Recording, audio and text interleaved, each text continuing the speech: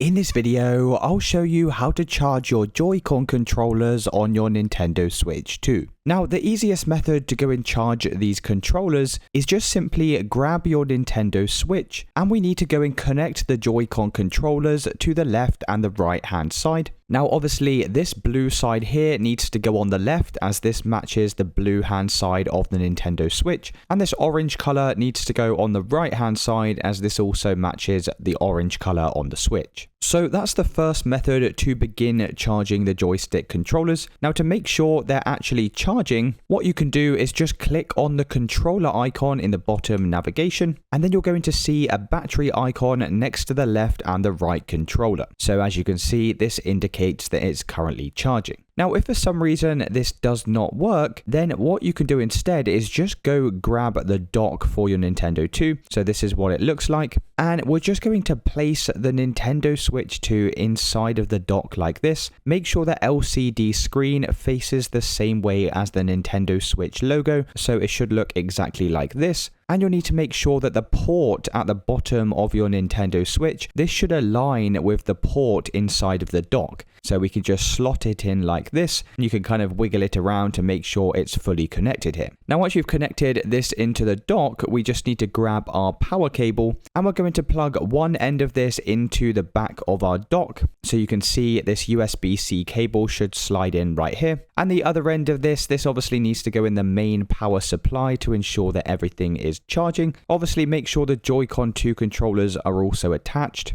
And that's the second method to go and charge up these joystick controllers. So let me know in the comments if you did find this video helpful, and I'll see you with the next one.